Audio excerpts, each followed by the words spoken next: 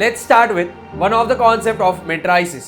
Now ये generally this is a difficult concept which a student faces. Inverse of a matrix ये हमेशा difficult concept माना जाता है और one of the difficult topic of matrices consider किया जाता है from student point of view. It is just because students they tend to forget what the steps to find inverse of a matrix. I'm giving you a very easy, and if you just follow these steps, this concept will be very easy for you. You'll be able to this very quickly and you will not find any mistake while you are solving this part. But you just need to follow certain standard steps which I give you in this session. Yes. So यहाँ पे we'll see inverse of a matrix. If A and B are square matrix and if we have AB is equal to BA, मतलब A into B का multiplication, if that is equal to B into A का multiplication and that value is equal to I, that is identity matrix, then we say B is called inverse of A. That is A raised to minus 1, that is called as A inverse. So we can write ये B के जगह पे अभी यहाँ पे क्या लिखा है A into A inverse and ये B के जगह पे लिखा है A inverse into A and this value is equal to क्या आएगा I. So that is the reason we say A into A inverse is equal to A inverse into A is equal to क्या आएगा I. So when you have elementary transformation, so you can see over here elementary transformation. So when you have elementary transformation, we have row transformation and column transformation. Elementary transformation में दो part होता है, row transformation, column transformation. These are the standard steps which you need to follow. So first step is you need to make A11 is equal to what? 1. So you can make this A11 equal to 1 by use row number 1, row number 2 और row number 3. So A11 को 1 बनाने के लिए सिर्फ और सिर्फ क्या करना है? row 1, row 2 and row 3 का यूज कर सकते हो.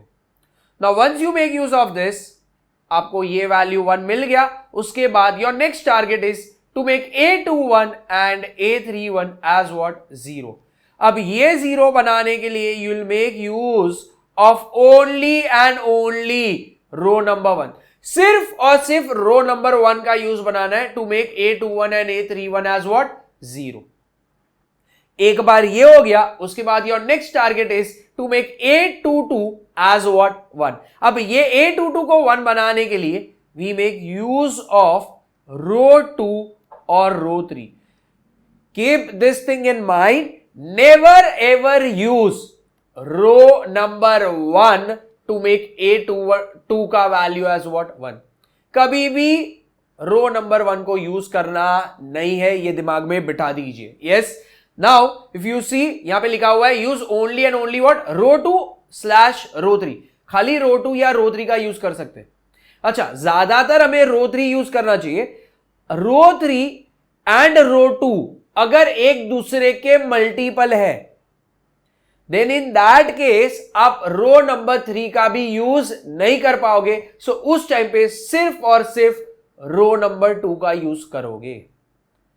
सो इसलिए लिखा है यूज R2 स्लैश R3. फिर एक बार A22 का वैल्यू 1 हो गया, उसके बाद आपका नेक्स्ट टारगेट है A12 को एंड A32 को 0 बनाना है. एंड इसको 0 बनाने के लिए will write use only row number 2. Row number 2 के अलावा किसी को भी यूज करना नहीं है to make A12 and A32 को 0. उसके बाद है next one, that is A33 को क्या बनाना है? 1. अब A33 को 1 बनाने के लिए we have only one choice, that is divide by row number 3 का value.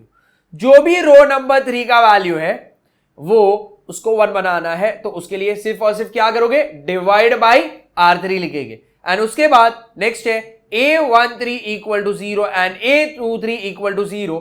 For this you will make use of only and only row number 3. अगर ये स्टैंडर्ड स्टेप्स आपने रो ट्रांसफॉर्मेशन के लिए अप्लाई किया, आपको आसानी से हर इनवर्स ऑफ अ मैट्रिक्स का क्वेश्चन आएगा. सो यहां पे जस्ट बेसिक और स्टैंडर्ड कंडीशंस लिखे हुए हैं कि कॉलम ट्रांसफॉर्मेशन के लिए क्या करना है. A11 इक्वल टू 1 लाना है। अच्छा, बट यहां पे कॉलम ट्रांसफॉर्मेशन है, so for column transformation we just have to make use of, क्या आ जाएगा यहां पे, C1/C2/C3, मतलब C1 C2 या C3 इसी का यूज कर सकते हैं फॉर मेकिंग A11 का वैल्यू एज व्हाट, 1। अच्छा, एक बार A11 का वैल्यू 1 आ गया, उसके बाद अपना नेक्स्ट टारगेट है क्या, 0 बनाना है। किसको 0 बनाना है, A12 को 0 बनाना है और A13 को 0 बनाना है। अच्छा, for this you will make use of only and only column number 1। Column number 1 के अलावा बाकी कोई भी वैल्यू अपन लेंगे नहीं, to make this two values as what, 0। उसके बाद अपना नेक्स्ट टारगेट है A22 को क्या बनाना है, 1। In order to make A22 as 1, we make use of either column 2 or what, column 3. Never ever make use of column number 1, क्योंकि अगर column number 1 यूज कर दिया तो ऊपर जो स्टेप्स किए हैं उसमें भी चेंजेस आ जाएगा। एंड यही जगह पे आप सारे लोग फंस जाते हो, बिकॉज आप ये रूल ब्रेक कर देते हो। सो यहां पे फोकस रखना है, you will never ever use row 1 या कॉलम 1। रो ट्रांसफॉर्मेशन रहेगा तभी रो, एंड कॉलम ट्रांसफॉर्मेशन रहेगा तभी कॉलम, बट वो वाला कॉलम या रो को यूज करना नहीं है। अगर ये दिमाग में बिठा दिया तो आपको आसानी से सारे क्वेश्चंस आ जाएंगे। नेक्स्ट इज A21 को 0 बनाना है एंड A23 को 0 बनाना है। For this you will make use of only column number क्या आएगा, 2। Next target is A33 should be equal to 1। For this only option is what, divide. So हम लिखेंगे यहां पे डिवाइड बाय क्या आएगा, C3। कैसे भी करके उसको क्या लाना है, 1। नेक्स्ट टारगेट है, एक बार A33 इक्वल टू 1 आ गया, नेक्स्ट टारगेट है A31 को 0 बनाओ एंड A32 को 0 बनाओ। And for this you will make use of only and only column number 3। So ये हो गया हमारा स्टैंडर्ड अप्रोच। सो ये आपको नोट डाउन करना चाहिए, and this is very very very important. If you follow this, yes, you can score easily in your exam.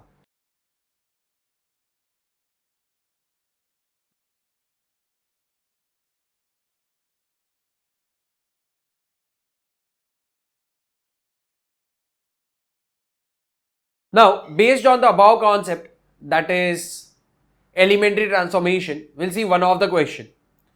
So the question is, find the inverse of the following matrices by transformation method. And we'll see over here, the elements are 2, 0, -1, 5, 1, 0, 0, 1, 3. Now to start with this question, I'll just write over here, let A is equal to, we'll write it as 2, 0, -1, 5, 1, 0, 0, 1, 3. Now in order to find inverse of a matrix, we need to first find determinant of this. So यहाँ पे we'll find the determinant of this matrix. So determinant के लिए ये हो जाएगा 2, 0, -1, 5, 1, 0, 0, 1, 3. This is equal to, यहां पे क्या आ जाएगा, we write it as 2. फिर वो रो वो कॉलम को हाइड करना है, तो बचा क्या, 1, 0, 1, 3, एंड फिर क्या आएगा यहां पे 1 into 3, तो इधर 3 आ जाएगा, माइनस 0 into 1 विच इज 0, फिर यहां पे माइनस साइन आएगा। अभी ये तो 0 है, सो यहां पे 0 लिखेंगे, ब्रैकेट। अभी फर्स्ट रो सेकेंड कॉलम को हाइड करेंगे, तो क्या बचा 5, 0, 0, 3, सो ये हो जाएगा 5 3 तो दिस इज 15 माइनस 0, एंड फिर यहां पे प्लस होता है, बट सिंस ये माइनस साइन है तो यहां पे -1 आया। अच्छा, यहां पे एक्चुअल में साइन क्या होता है, plus, but this is minus, so we are writing it as what, minus. And अब क्या आएगा, first row third column hide हो जाएगा, so we are left with 5, 1, 0, 1, तो ये हो जाएगा 5 1 5 माइनस 1 into 0, तो ये 0 हो जाएगा। So we have 2 into 3 minus 0 into 15 minus 1 into 5. So ये हो जाएगा 6 minus 0 minus 5 and this value is equal to क्या आएगा 1. सो यहां पे डिटर्मिनेंट ऑफ ए मिल गया. Once we are getting determinant of A, हम यहां पे लिखेंगे since determinant of A is not equal to क्या आएगा 0, therefore A inverse exist. And इतना याद रखना है, जिसका इनवर्स एग्जिस्ट करता है we say that matrix is called as what, invertible. And जिसका इनवर्स एग्जिस्ट नहीं करेगा उसको बोलेंगे नॉन इनवर्टिबल.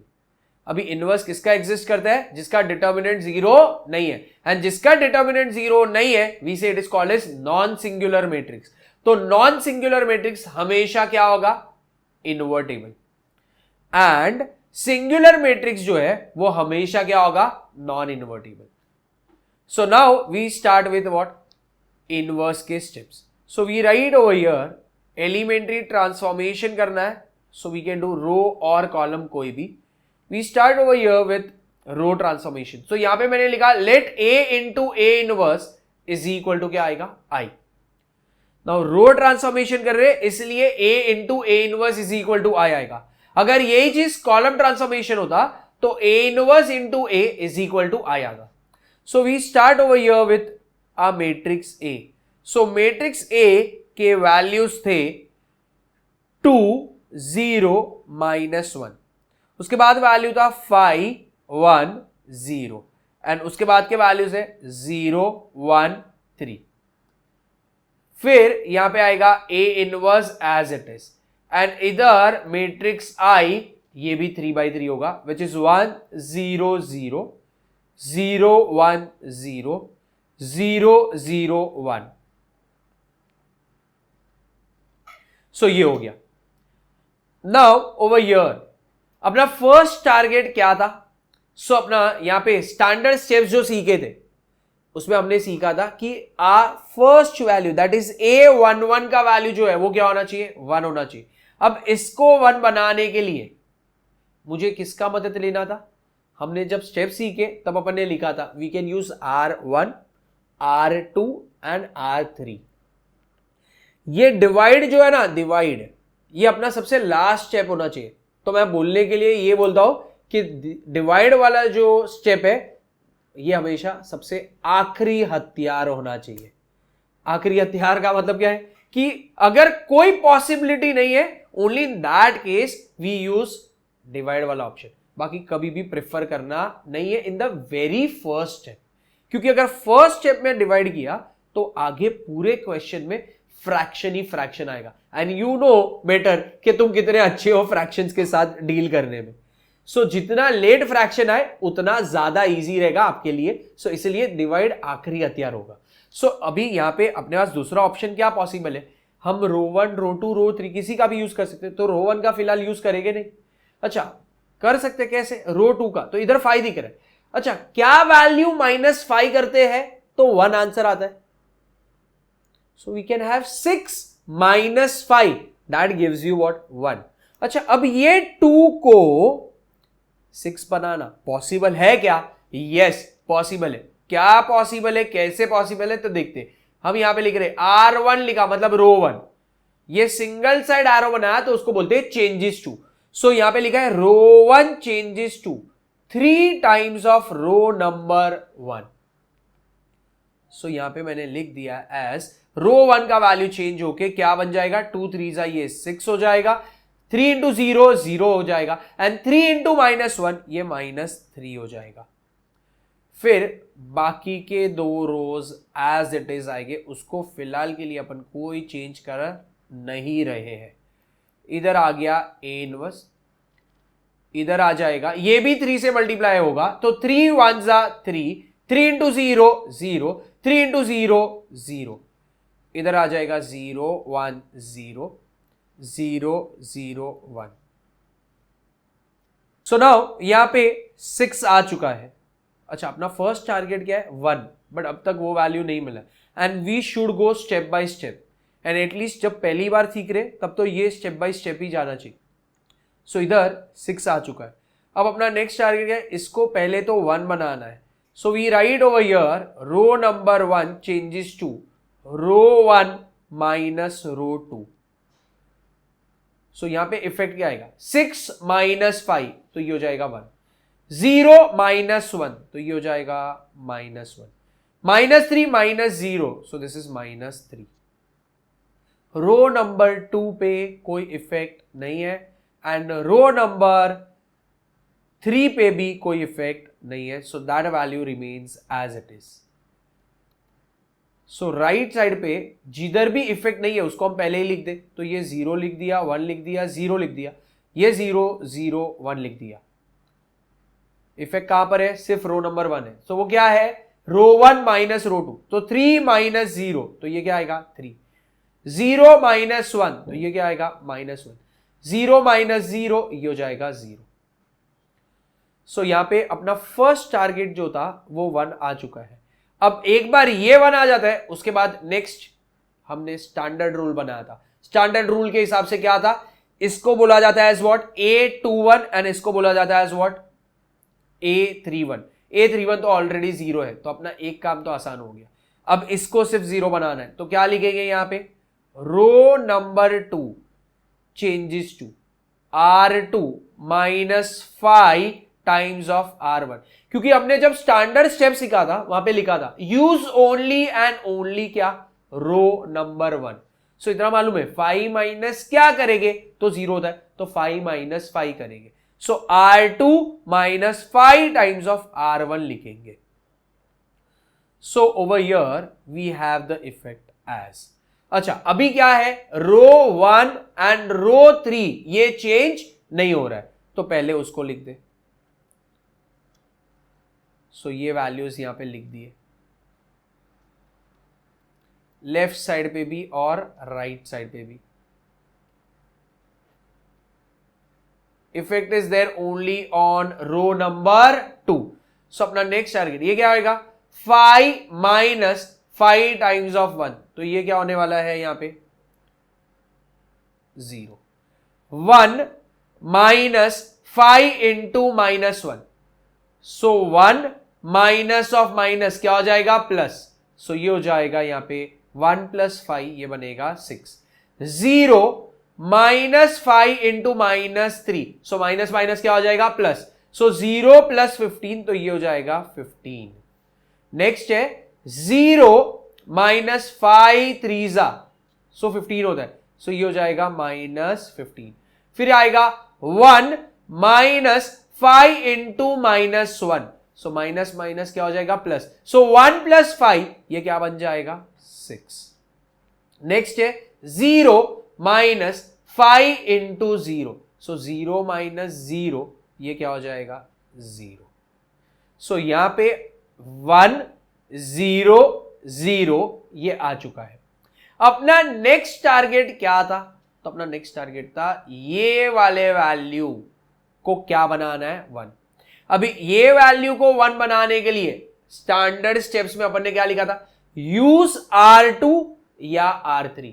अगर यहां पे आप देख रहे हो इधर 6 है और इधर 1 है, क्या मेरे पास R3 में ऑलरेडी 1 है? यस, तो हम सिर्फ क्या कर देंगे? उसको इंटरचेंज। तो यहां पे क्या स्टेप लिखेंगे? R2 इंटरचेंजेस, दोनों साइड एरो लिखा है इसलिए इंटरचेंजेस आ जाएगा। So R2 interchanges to what? R3। So यहां पे क्या इफेक्ट आएगा? फर्स्ट रो में कोई इफेक्ट नहीं है, तो एज इट इज।